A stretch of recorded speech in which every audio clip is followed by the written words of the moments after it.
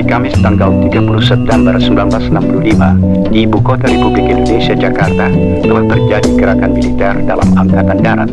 Sejarah peristiwa berdarah Gerakan 30 September atau G30S yang terjadi pada tahun 1965 yang menewaskan 6 jenderal dan 1 perwira tinggi militer Indonesia hingga kini masih mengundang kontroversi, terutama mengenai dalang dan keberadaan salah satu tokoh penting saat terjadinya G30S. Kontroversi ini muncul karena sejumlah pihak mengatakan bahwa fakta sejarah G30S yang ditulis oleh Orde Baru tidak melukiskan fakta sejarah secara akurat dan masih banyak misteri yang harus dipecahkan, terutama mengenai dalang maupun keberadaan salah satu tokoh penting saat terjadinya G30S, yakni Presiden Soekarno. Keberadaan tokoh inilah yang nantinya akan menjawab sebagian misteri dalang utama di balik tragedi G30S.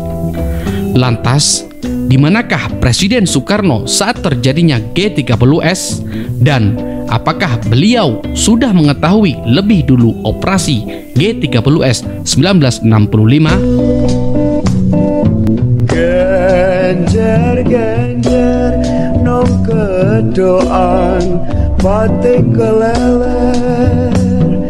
Genjer-genjer genjer.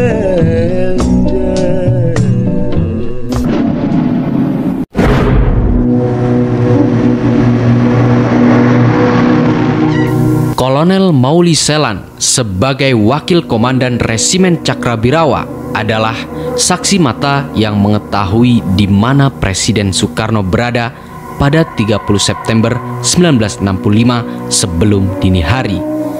Kesaksian ini tertulis dalam buku kesaksian tentang Bung Karno 1945 hingga 1965. Ada negara genting, Pak. Presiden minta Bapak menghadap sekarang juga. Baik. Kamis 30 September 1965 malam hari, Wakil Komandan Resimen Cakrabirawa Kolonel Mauli Selan sedang sibuk mengawal Presiden Soekarno menghadiri resepsi penutupan Musyawarah Nasional Kaum Teknisi Indonesia di Istora Senayan. Malam itu juga Letkol Untung juga ada di sana.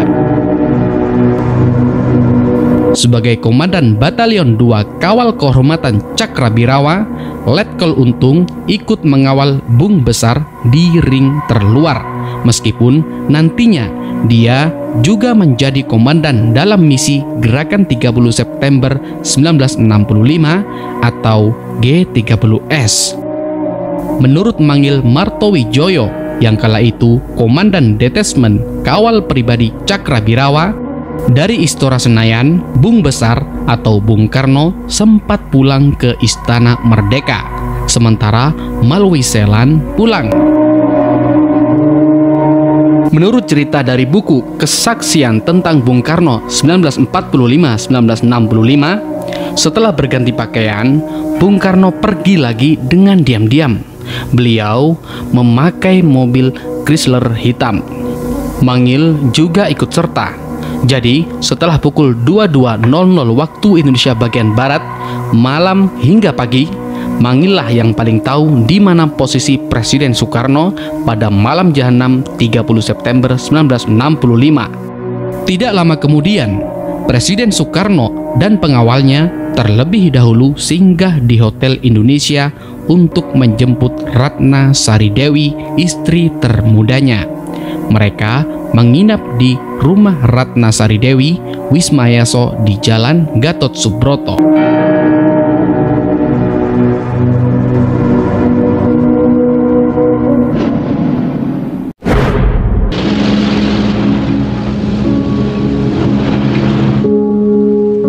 Hari berganti, Jumat 1 Oktober 1965. Sogol, salah satu pengawal, melihat Bung Besar sudah bangun sejak pukul 05.00 waktu Indonesia Barat, subuh 1 Oktober. Mauli Selan pagi itu kebingungan mencari di mana Soekarno berada. Sejak subuh, saluran telepon istana terputus. Di samping itu, Bung Karno sempat ke rumah Hartini, istrinya yang lain lagi. Letnan Kolonel Untung menyelamatkan Presiden Soekarno dari Grup Dewan Jenderal. Ketika Mangil bingung mencari Presiden Soekarno, Mangil menerima kabar soal raibnya petinggi Angkatan Darat. Karena kabar itulah, Mangil bergegas pergi ke Wisma Yaso. Dalam waktu setengah jam, ia sudah tiba di sana. Tidak lama kemudian, ketika Mangil sudah tiba di Wisma Yaso, sontak Presiden Soekarno keluar dari kamarnya dan langsung menghampiri Mangil. Rupanya, Presiden Soekarno juga sudah mendapatkan kabar singkat soal apa yang terjadi di kediaman Nasution. Kepada Mangil, Presiden Soekarno meminta penjelasan rinci tentang apa yang terjadi. Bapak rupanya sudah dilapori soal penembakan itu, ujar Mangil. Tetapi Mangil yang ditanya tidak bisa menjawab secara lengkap. Ketidaktahuan sang pengawal itu membuat Soekarno geram. Kemudian dia meminta saran apa yang harus dilakukan. Mangil memberi pilihan Presiden tetap tinggal di Wisma Yaso atau beranjak ke istana.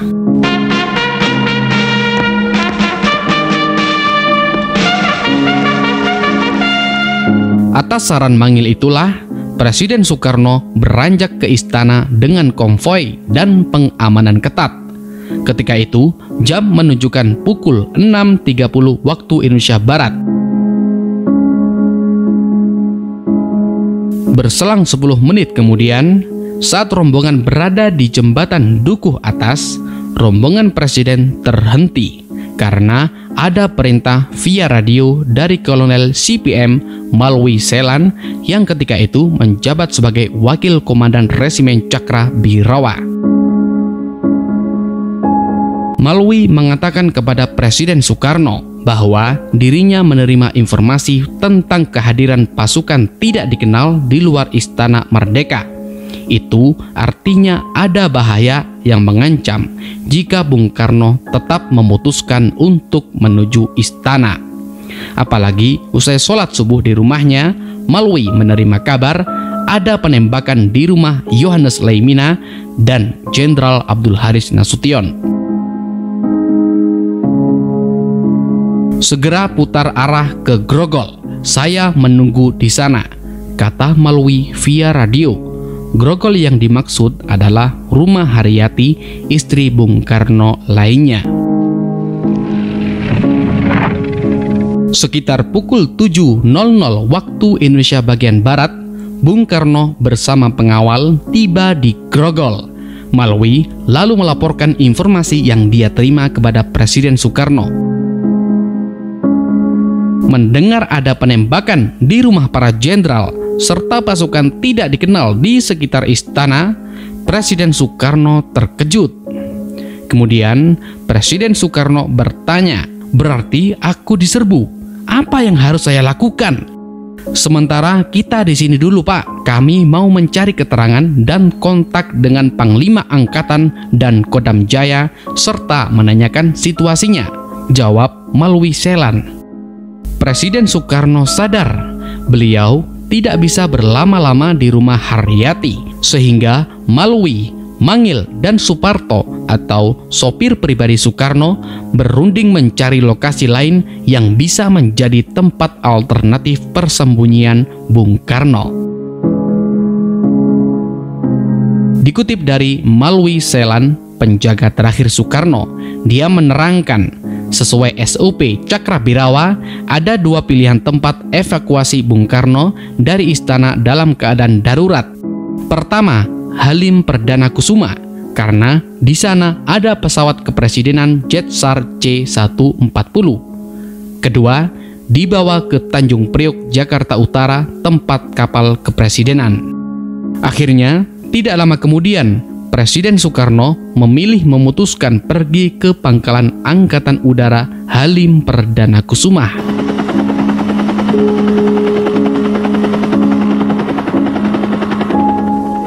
sekitar pukul 8.30 waktu Indonesia Barat, sang proklamator dan rombongan berangkat menuju Halim dan tiba 1 jam kemudian tepat pukul 9.30 waktu Indonesia Barat.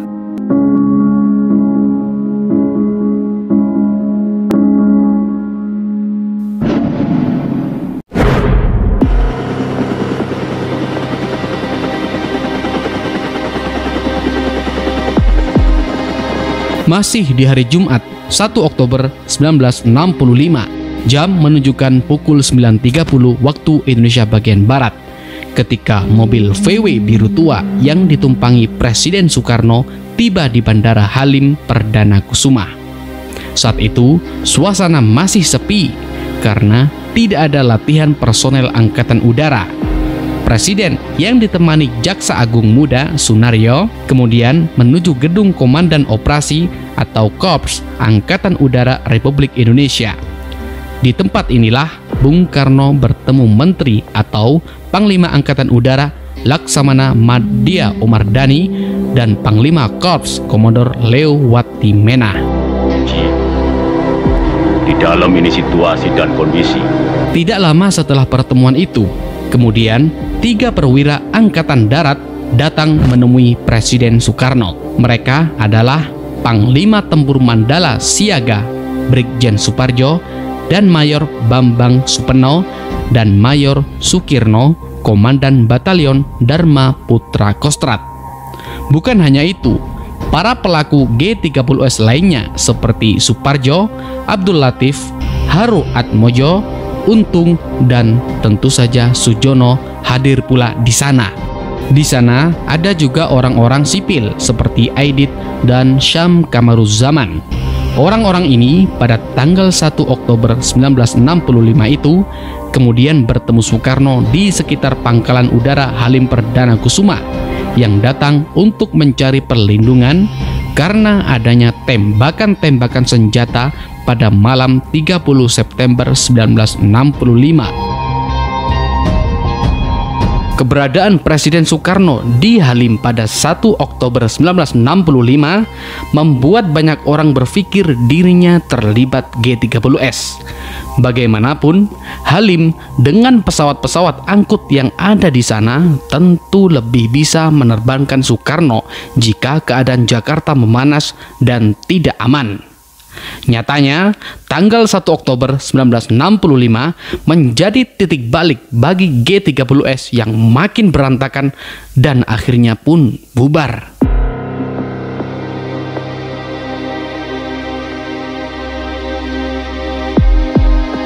Ketika masih berada di Pangkalan Udara Halim Perdana Kusuma, Suparjo melaporkan kepada Presiden Soekarno tentang insiden penembakan antar pasukan ABRI yang mana langsung diperintahkan Presiden untuk dihentikan. Demikian pula saat Suparjo meminta Bung Karno mendukung gerakan 30 September yang sudah direncanakan. Namun, Presiden Soekarno yang tertulis dalam kesaksian tentang Bung Karno 1945 hingga 1965 dengan tegas menolak dan bahkan mengecam untuk menghentikan gerakan operasi G30S karena hal ini dianggap kup oleh Presiden Soekarno. Akhirnya, sewaktu Brigjen Suparjo meninggalkan Korps Auri Halim Perdana Kusuma, wajahnya kelihatan lesu dan kecewa sekali. Setelah kepergian Brigjen Suparjo, Bung Karno meminta seluruh petinggi ABRI dipanggil untuk memberi keterangan yang lebih akurat. Ia memanggil Panglima Angkatan Darat, Panglima Angkatan Laut Laksamana R.E. Marta Dinata, Panglima Angkatan Kepolisian Sucipto Judo Diharjo, dan Pangdam 5 Jaya Maijen Umar Wira Hadikusuma. Kemudian, sebelum pukul 12.00 waktu Indonesia Barat, petinggi ABRI yang dipanggil Presiden mulai berdatangan, kecuali Pangdam 5 Jaya Umar Wira Hadikusuma yang tidak mau datang karena Umar diketahui sedang di markas Kostrat.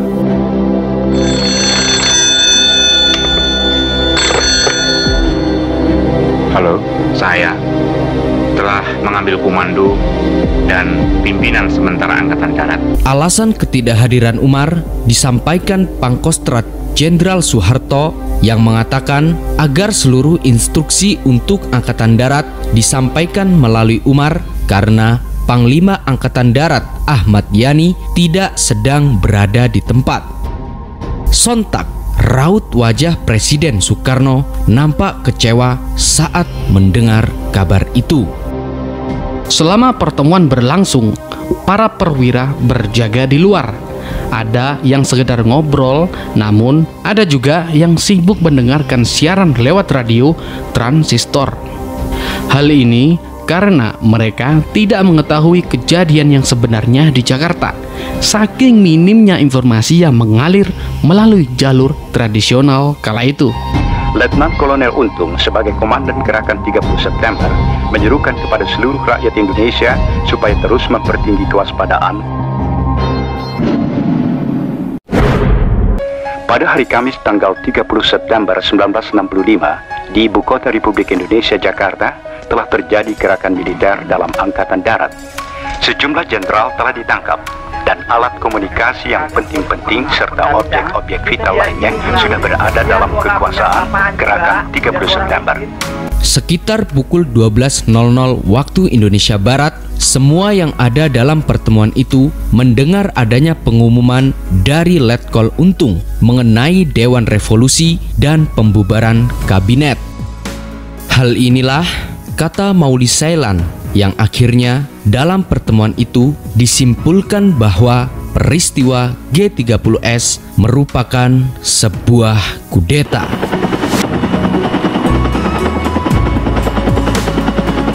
Akhirnya, dengan pengawalan ketat, sore harinya putra-putri Presiden Soekarno diberangkatkan menuju Bandung dengan helikopter.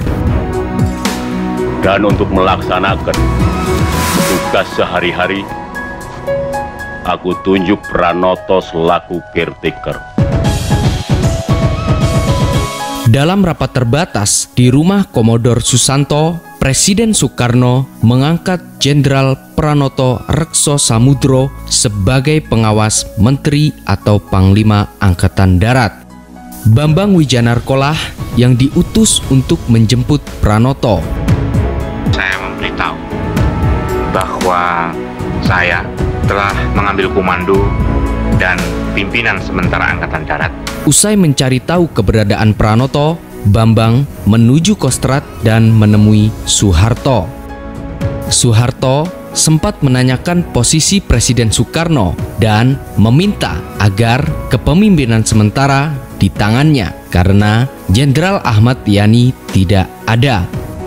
Soeharto juga mengabarkan kepada Pranoto dan menyampaikan bahwa ia tak dapat menghadap Soekarno.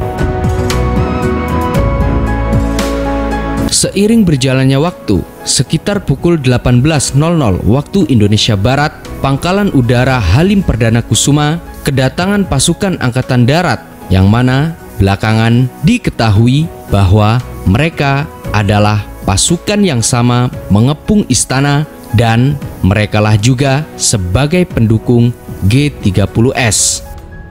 Namun, mereka dilarang masuk ke dalam lingkungan Pangkalan Udara Halim Perdana Kusuma dan memilih menunggu di sepanjang jalan Jakarta Bypass. Kedatangan pasukan ini dinilai sebagai ancaman untuk Bung Karno.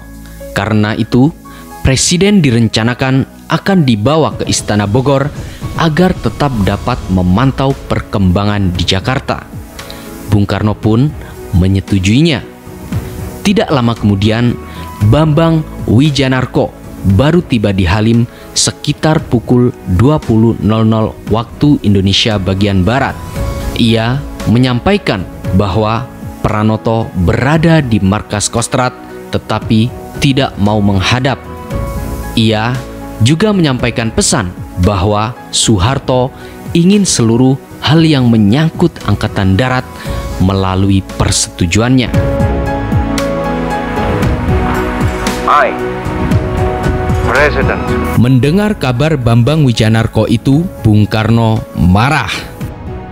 Namun, seakan tak peduli dengan kemarahan itu, Bambang menyarankan agar Presiden Soekarno meninggalkan Bandara Halim Perdana Kusuma karena paling lambat keesokan paginya pasukan Kostrad akan menyerbu.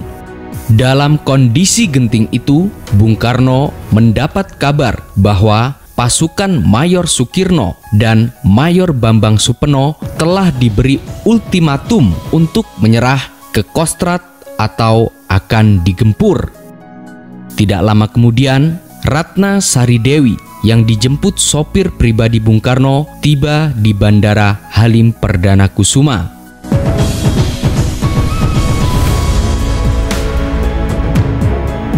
Setelah itu, secara diam-diam, sekitar pukul 22.30 waktu Indonesia Barat, Soekarno dan rombongan keluar dari Bandara Halim.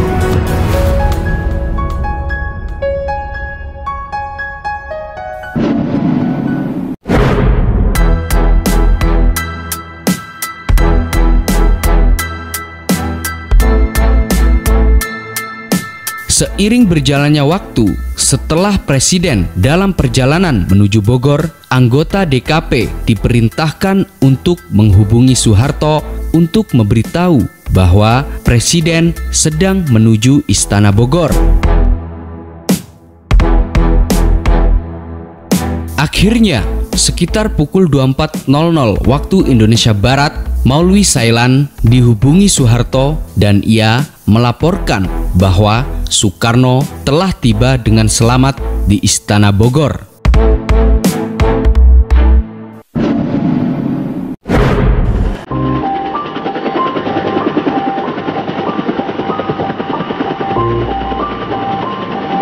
Dari paparan kronologi perjalanan Bung Karno sepanjang Jumat 1 Oktober 1965 dari Wisma Yaso ke Halim hingga pulang ke Istana Bogor, bisa ditarik kesimpulan bahwa pertama, langkah pengawal Presiden membawa Bung Karno ke Pangkalan Udara Halim Perdana Kusuma pada tanggal 1 Oktober 1965 pagi merupakan prosedur yang benar bagi keselamatan Presiden. Kedua, kawasan Halim Perdana Kusuma memang dekat dengan lubang buaya tempat jenazah korban G30S ditemukan. Jarak markas korps dengan sumur tua di lubang buaya jika ditarik lurus hanya sekitar 3,5 km. Namun, lubang buaya bukan bagian dari kawasan militer AURI tersebut.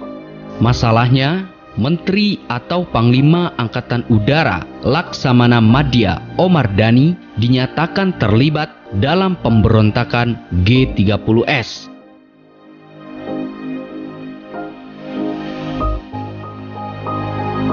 Omar Dhani diadili dalam sidang Mahkamah Militer Luar Biasa atau Mahmilub dan divonis hukuman mati pada tanggal 25 Desember 1966.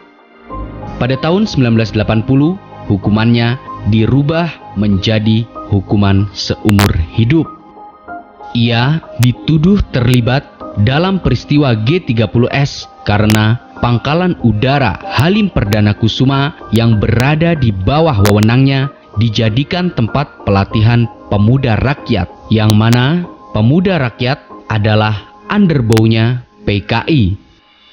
Hal inilah yang kemudian membuat Bung Karno dianggap merestui penculikan dan pembunuhan para jenderal karena berada di Pangkalan Udara Halim, di mana wilayah itu dikuasai oleh Panglima yang mendukung gerakan berdarah pada 30 September 1965.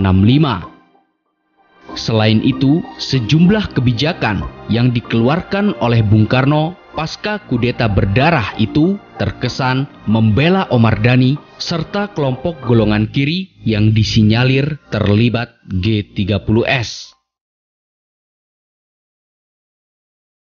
Namun, setidaknya untuk menyoal kehadiran Bung Karno di Halim pada pagi itu, ada alasan yang masuk akal serta logis dari politik dan keamanan.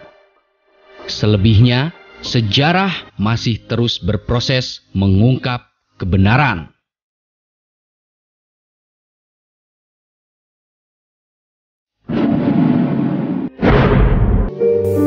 Gestok kita kutuk, dan saya mengkutuk pula. Dan seperti sudah kukatakan berulang kali dengan jelas dan tandas, yang bersalah harus dihukum. Untuk itu aku bangunkan Mahmilu.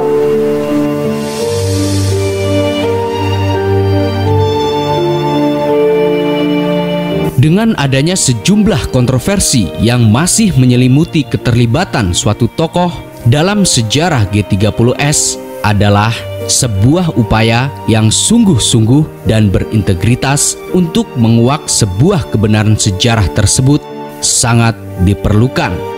Sebab hanya dari sejarah yang jernih bertutur, kita bisa mendapat pelajaran yang sangat berharga dari masa lalu.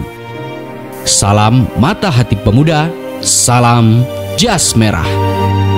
Tetapi kenapa kita sesudah terjadinya gestok itu harus merubah haluan? Kenapa kita sesudah terjadinya gestok itu harus melempar jauh beberapa hal yang sudah nyata baik? Tidak. Pancasila, Panca Azimat, Trisakti harus kita pertahankan terus, malah harus kita pertumbuhkan terus.